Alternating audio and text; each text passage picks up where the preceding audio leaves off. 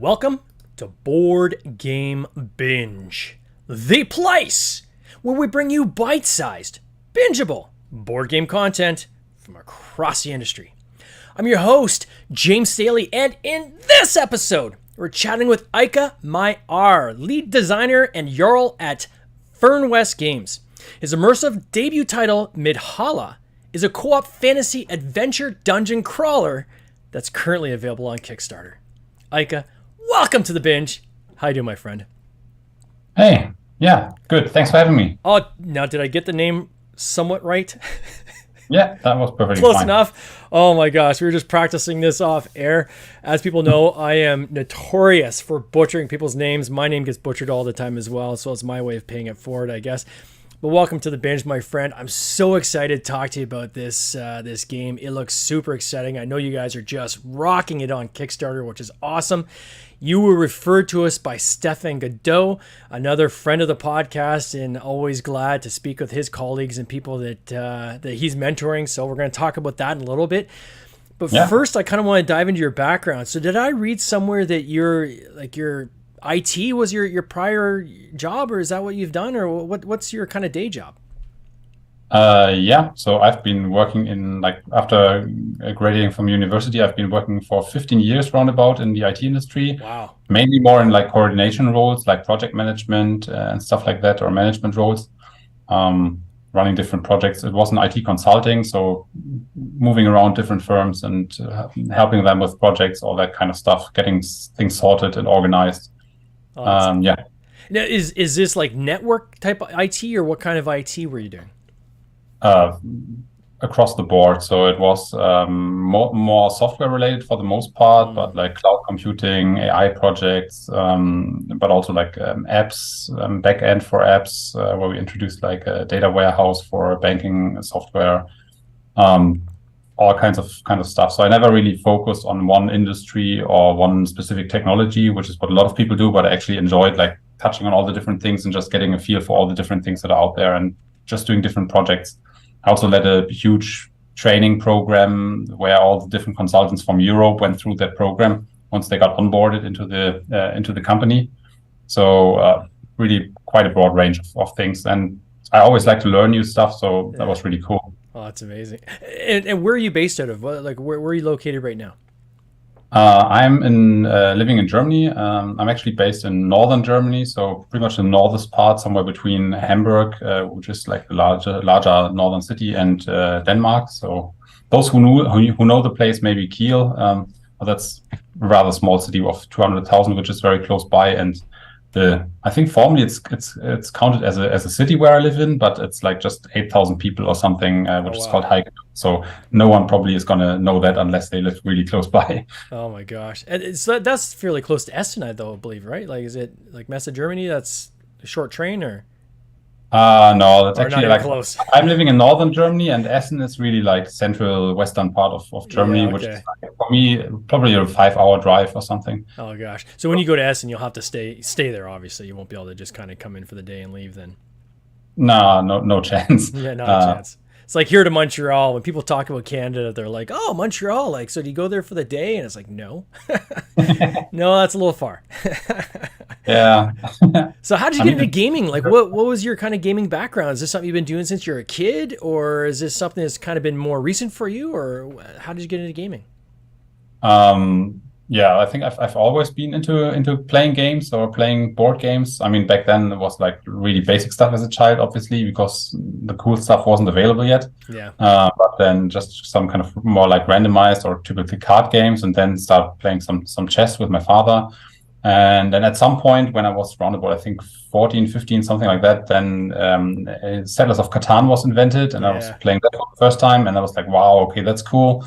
played a lot of that, and then at some point that got boring as well. And then I got into like Warhammer, pen and paper role-playing games, Magic the Gathering, pretty much all the different things that were there. But I kind of left board games behind a little bit because back then there was nothing really more to explore for me. At least I didn't know about it. Yeah. And then like roundabout, I think now 10 years back or something, a friend of mine, he introduced me to Agricola and Power Grid.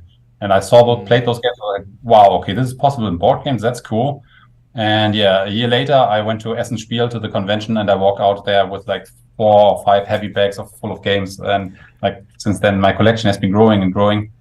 So yeah, just got more and more into the whole playing all kinds of games, and then kind of finding my own taste in games, which games I like, and so on. And then branching from that, and then getting into Kickstarter stuff, and spending way too much money on Kickstarter. But yeah, well. So you've been playing like some of the heavier type games in obviously classical Euros and things like this. What about gateway games? Anything lighter on your table at all that you play? Rarely. So like I like for me gaming. I have the most fun when I have like really brain burn and like can really dive deep into like strategy and stuff. So that's what really is something that gets me to the table the most. I mean, I play some filler games now and then, like Seven Wonders or something is pretty cool. Yeah. If you want to know like a game that I would play with as to get people into the hobby, probably Seven Wonders would be one of those that I like to play and I enjoy playing myself, but also like to play with people who aren't that experienced yet. Yeah. Or 5 Minute Dungeon, which is like a totally different crazy game, but yeah. Just rush through it in 5 minutes, and the adrenaline is super cool. And when did you start like seriously looking at designing? So is this something you kind of dabbled in like over the past, like even back when you were playing Magic and so forth, or was designing something that's kind of been more recent for you? Like professional designing is something different, but or even just designing my own games. Yeah. Kind of. I think I designed my first own game when I was 6 years old or something. Wow. It was a trump card game with sun lotions, where it was like, okay, protection factor 23, and then you try to beat the other cards, something like that. Obviously, I just played that with family and friends, but yeah, that's kind of when it started. And then there were like these Mickey Mouse comics that were available, like the sticker ones, and then I created a board game that was kind of connecting to one of the stories where you were able to read sections when you progressed through the board game or something at the age of 8 or 9 or something. I actually recently found that in the attic somewhere, and that was like really cool looking at that now, like 30 years past. So yeah. And then I got more into like other games, and I always like to invent my own stuff. So for Warhammer, I love to invent my own armies and then kind of just make entire new armies and new army lists and army books for something that I found cool. Write my own stories around like kind of make up my own stories in terms of narration. Also for pen paper role playing games that I play, I love being game master and love creating campaigns for the players and then modify the rules or come up with new rules and the new rule systems for that. So I've been doing that pretty much my whole life. But this is the first time I'm actually going into that professionally.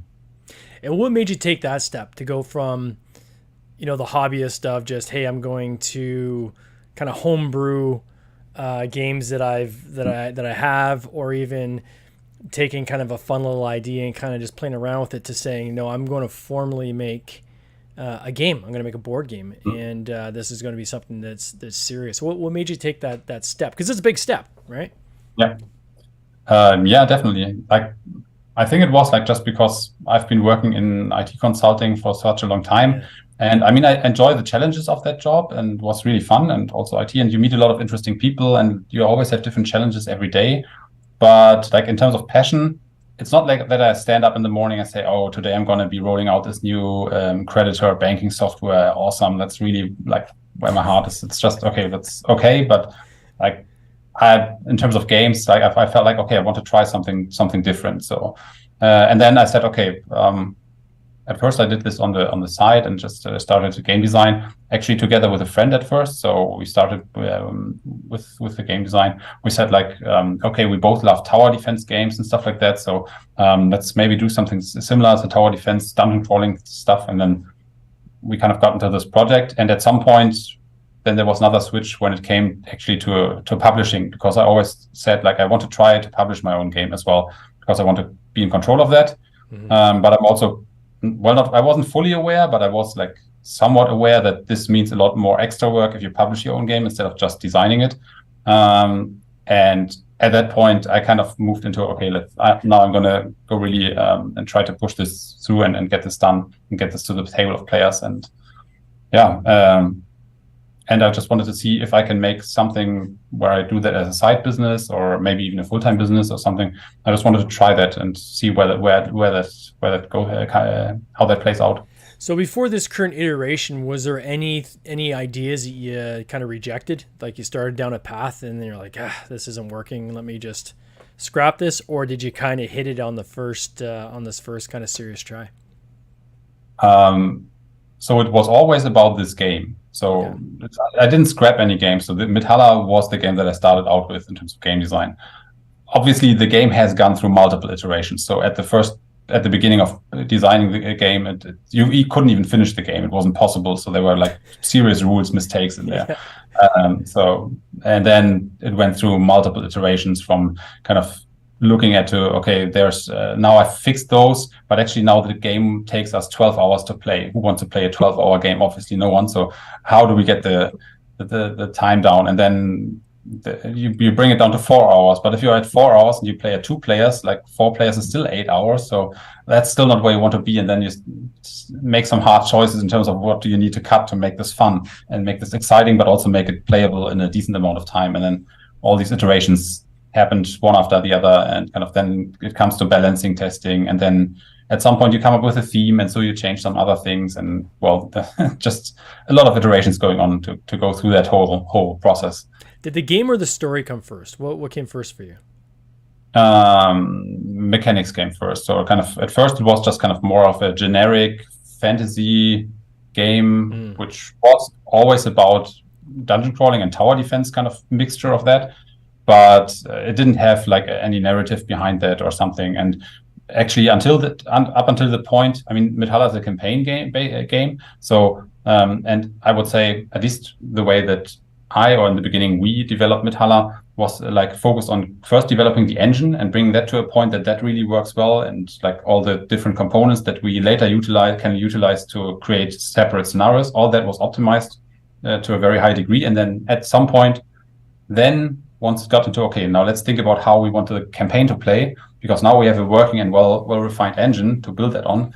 At that point, there was the question, for a campaign, obviously I want a narrative, because like I'm a passionate pen and paper role-playing gamer. I want to have like story in there. I want to have characters in there. I want to be able to relate to whatever is going on in this game. And I want players to be able to do that. So obviously theme started to matter more. And then it was already set in a fantasy setting, but I wanted something that's more like, I wanted something a little bit special. And because I'm living somewhere near a Viking trading post in Old One, here it's like a 1 hour drive. I said like something with Vikings would be cool. And so that was kind of, so let's bring Vikings in, but I don't want to make a like historically accurate game. I want to create my own gods, my own demons, my own narrative and everything. And I want to actually bring players the coolest experience possible, which I feel is the best if I'm really passionate about it. So I want to do that. And so I mixed kind of fantasy with Vikings together. And then I took Midgard as the place where the humans live or the people live in the northern mythology. And I took Valhalla, which is the place where the gods live. And I kind of just creatively merged those two terms together, hence the term Midhala now. And that's kind of where the whole theme thing started getting into the game. And then obviously as I created more and more of the campaign, that brings back to actually, once you have a theme, you want to bring it more into the characters and the enemies and everything. So everything that we created up until that point also got altered a little bit, because obviously, I don't know, there was something like a giant scorpion in the game. Doesn't really make sense in the Viking setting, right? So it may work in the fantasy setting, but for Vikings, maybe not the best choice. So actually the bear that you can see on the cover somewhere up there, the demon bear, that's actually, the scorpion became the demon bear kind of thing. So it fits more the northern mythology, and like a lot of other changes in that direction as well. Because in the end, mechanics and theme need to play really well together to actually draw people in and create a bit of a story and a narrative as people play as well. How long have you been working on this game? Round about a little bit over 3 years now. Wow. I would say. At what point did you bring the story in? So Midhala, when did that kind of reskinning come in? Was that like more recently, or was that near the beginning? Like how long did it take you, I guess, to nail the mechanics, I guess, before you started then reskinning with your own story?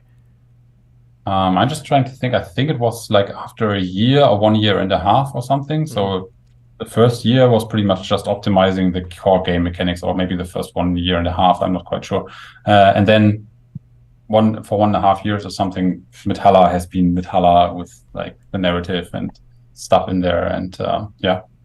It's cool. I mean, and I was telling you this off just before we went on air. I said, like, where did Midhala come from? Like, I know Valhalla, right? So there's some familiarity there. And it kind of automatically, I'm thinking, okay, halfway to Valhalla, right? You're kind of, there's a battle somewhere in between here and Valhalla, which is maybe on your journey to Valhalla. It was cool. I'm showing for people that are watching either live or on the replay, your Kickstarter page. I'm going to put this in Canadian dollars because it's quite frankly the only way I can see it. But you're at $155,000 on a goal of 29,000. So you guys are absolutely crushing your goal. You got over 1,100 backers already. Still 21 days to go. You've got to be really, really happy with how you've kind of hit this out of the gate. Yeah, absolutely. I mean, I'm super thankful for all the help that I've gotten, and also for all the huge community support. I honestly didn't imagine it could work this well. Because I've obviously seen a lot of other and watched a lot of other first-time creator campaigns. So yeah, I'm pretty happy with how it turned out. And yeah, it's been some crazy days, like the last few days, and seeing this happen and actually seeing and realizing, okay, now we're at the stage where this will actually come to life and it will be working. It will be a big thing. So that's super cool. And then who did your video? Like I gotta say, your video is just awesome on your Kickstarter page. Like it just pulls you right in. Is there somebody you can give credit to for that, or? Yes, absolutely. So that's Levi Thornton. You can also, or Cardboard Knot. You can also find him on the Kickstarter page if you're interested in this in creating videos yourself or having them created for you. He's working with him has been absolutely awesome, and I'm super happy with what he did with the video and the materials and everything. That was really, really cool. Yeah, no, he did an amazing job. And even then the GIFs and everything you have that are created from the video assets. Again, I think when you look at a page like this that is as well put together it is, and with such great artwork and graphics, it really makes it easy as a backer to look at it and say, hey, this is something that these guys actually put a lot of effort into and care, quite frankly, into the page. And if they're putting this kind of effort and care into the page, they must have put the same kind of effort and care into the game itself. And I think that probably speaks to what you have. Can you talk to the game itself? So I've got it on screen here for people that are, maybe not watching. Use some descriptive language if you don't mind. But can you kind of give the general overview of how to play the game, kind of rough play time, and maybe give people kind of the gist of what this game is about? Yeah, sure. So Midhala is a cooperative dungeon crawler. So you play together against the game. There's no overlord or something like that. And it's also got tower defense elements, or some people say it's more of a tower defense game with dungeon crawler elements. Depends on how you see it. But essentially, it's blending those two genres or those two kind of type of games together. Because you also build traps in Midhala to defend yourself, and you defend a gate against demons. That's kind of tying into the backstory, as like in this world of Midhala. Like hundreds of years ago, there was a war between demons and humans, and the Vikings were able to close these to defeat the demons, and then they closed these underground dungeons from which the demons emerged with runic energy. And so after that, everything was fine for some time, and now something is happening again, and we're kind of going into these dungeons trying to make sure that these demons don't break the seals and don't come out into the world of the living. And so we need to defend the gate, which has these seals on them. And that's kind of always one thing that we need to do in the game. So we need to protect the gate, and we obviously need to survive.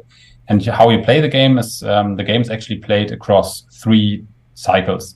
And each cycle always consists of first exploration, then preparation, combat, and then rewards. So during exploration, what you do is you explore the dungeon, and it's kind of like a choose your own adventure, choose your own story adventure book kind of thing, where you explore parts of the dungeon, and then you can choose your path and make decisions and read some story, and things happen, and you may be gaining some resources, find some items, whatever. And at some point you will encounter, and that repeats until at some point you encounter enemies throughout the story. And then that brings you to the next phase. And the next phase is the preparation phase. And in the preparation phase, we come to the dungeon crawler element of the tower defense element of the game, because then we want to build traps in the dungeon to help us defend this gate. We can upgrade the traps. We can buy items. So there's a vendor on top of the dungeon waiting for us, and we can buy some items there. And we can also use runic energy that we collected throughout the exploration, for example, to fortify map tiles to ward them against demons. Which actually helps us, because then we can build traps on there, and also no enemies will spawn on these. So it gives us a bit more of a safe zone, there's always a small safe zone around the gate, but that expands that zone, which is super helpful for tactical decisions later on. Can you talk a little bit about the deterministic battles as well? I was watching a few of the reviews, and it was mentioned more than once, right? Where people are like, this is a very cool mechanic versus kind of like the random outcomes you have with some of these types of games. Can you dig into that a little bit deeper? Do you mind? Yeah, sure. That especially becomes part of the next phase, which is the combat phase, which happens then, which is like kind of all enemies take their turn, all traps take their turn, and all players take their turn. And at that part, once before you go into combat, you spawn the enemies, which is still a little bit random. So you shuffle the deck and you spawn an enemy on each explored but not fortified map tile. And then all randomness is that's the last step in terms of randomness, because then you have full information for the rest of the combat where each enemy is, and you can position your heroes, and then you dive into this combat where it's enemies, traps, and then heroes taking their turns. And you have full information, you have full visibility, but it's too much information for a human to process. So you can't kind of calculate your way through the entire thing. Unless you want to spend days and have a notepad ready, then you can do that for one single combat phase. But Sure. I've run hundreds of playtests, and it just isn't feasible. No one has ever done that. So, and that's really the kind of the cool thing about this game in terms of combat. And combat is where you spend like 70% or something of the game. So that's really what makes this game shine, because you can see all the different abilities, and you never roll any dice. You never draw any combat cards, like for example in Gloomhaven or something. So you can really you really know what you want to do or what you can do in the game. But because there's so many different enemies, so each wave or each kind of combat phase will be either starting from 6 up to 13 different enemies or something, and all enemies in the game are unique. So there's not a single double enemy, and they all have different things that they do.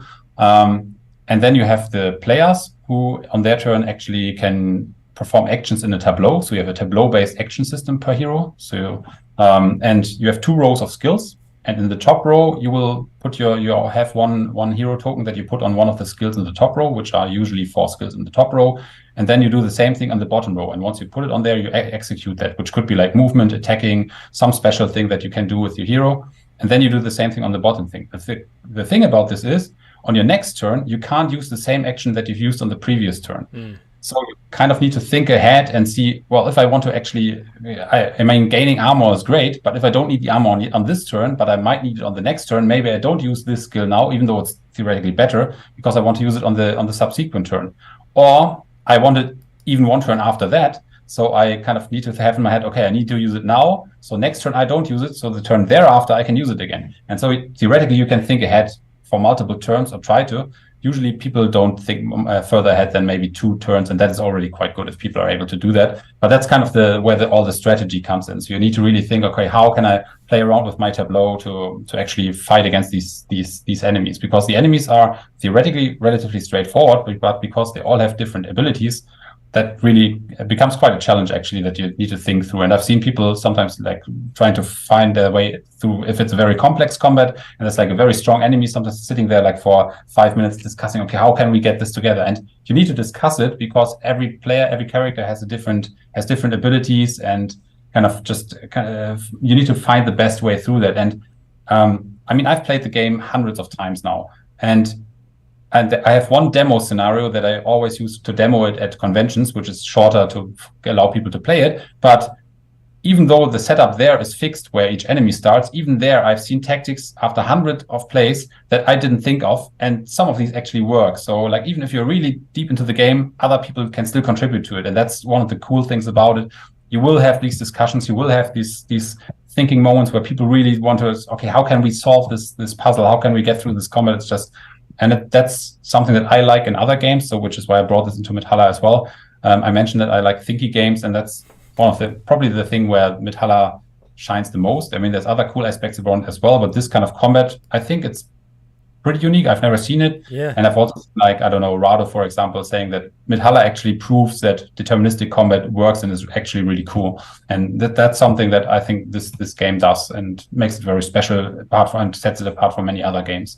I see and again on your page there's in a number of places I see in this image where there's like these little plastic kind of holders for the dice. What are those? I was trying to figure are those traps or what are those? Exactly. So like if you see any dice ever in my game, they are there only to track stuff. They are never rolled. So like and these holders, those are actually different kind of traps. So these are miniatures, and you put the trap in there, and the die is there to track the hit points of the trap. So I understand. Okay. The trap So takes damage. Tracker. Yeah, exactly. Because the enemies in Midhala, they can have 3 different types of targets. So some enemies just want to go for the gate and will just try to rush past you and try to destroy the gate. For example, the bear has like a lot of hit points and just rushes past you and tears down your gate in a few turns. And there's other enemies which are like, for example, there's a kobold trapper in there, and he utilizes your own traps against you, but he also takes down your traps once he gets in range of them. So he will destroy the traps. And then there's other enemies who will just go for the heroes and try to take down the heroes. And so each enemy has like a different kind of target, and so you need to strategize around that as well. And maybe you can have the traps absorb some hit points, or yourself absorb some hit points, and you will take damage. It's just a question what takes damage and how much can you afford one certain thing to take damage, and kind of strategizing around that is a big part of the game. So, I mean, you guys are obviously in this kind of lore pretty deep. What comes after this? Is there like a 2.0 of this game? Like, is Midhala going to be like a franchise that's going to extend across a number of games, number of campaigns? Kind of what are your kind of go forward plans after this? Or are you guys just kind of focused on this game right now? So right now, my focus is to get this out of the door and get this completed and then deliver it to the backer. So that will be 100% my focus at the moment. However, that being said, I have like tens or hundreds, I don't know, but maybe even over 100, but I have a lot of pages of lore on the Midhala world, all the different demons and everything. And there's like 5 archdemons in this world. And in Midhala, you fight against enemies from like just one of these spheres of archdemons. So that's just one type. And there's like lots of other things that I could create more content on. And if Midhala does well, and is then like if people like it, then I would definitely be open to create more in this world, because I really like it. And I also had to scrap a lot of characters from the game that I would actually love to bring back at some time. But right now my focus is really on this campaign and bring this game out. And yeah. Is there going to be as a designer, and I think you mentioned that there's some other things you've been working on. Is there, like, are they all within kind of this genre, or have you kind of branched out and extended to other genres as well with your game design? You can see the box of Midhala in the background, and like maybe if you're listening to that now, but like I have a very small card game that is actually the other project that I've worked just in the middle of this. So like working on a dungeon crawl of this complexity with all the different aspects and mechanics and elements, like as of now took three years. Yeah. Creating this card game took me around about a week or 2, and that one is actually ready already. I will have like a small print run for Essen Spiel probably, where I'll be selling that, but only just kind of more for fun. But it's a very different game. It's a 5 to 10 minutes kind of area control card playing game. Will that go to Kickstarter eventually as well, or is it just be straight kind of selling to people, maybe as an add-on to this game in your pledge manager, that type of thing? Or that one is more like for selling it directly, and I may, if people are interested, I may offer it in the pledge manager as well. Mm-hmm. I won't be doing a Kickstarter for it, because obviously, like I don't think that's the kind of game I want to bring to Kickstarter and have all the effort for it. Oh, it's tough, right? Because you got to think the amount of investment to get a game to the level that you've got here and success you have here. the lower retail games are very, very tough to have good success with. I mean, you can get success, but success versus the profit is that the numbers don't work very well, right? The lower the retail is on that game, unfortunately. I mean, we do that as a company as well. We have larger games, and then we've got smaller games, and the smaller games typically go. We just produce them and sell them straight to consumer through either through like Amazon or even at conventions and things like that. Maybe you get to a point where you can bundle a bunch of them together, but the math is really kind of favors some of these larger, meatier games. And again, a testament to what you guys have here. I'm going to put a link in the show notes for those who want to check out this game, Midhala. It looks super cool. I mean, just to see the video and the animation these guys have put together alone, check it out.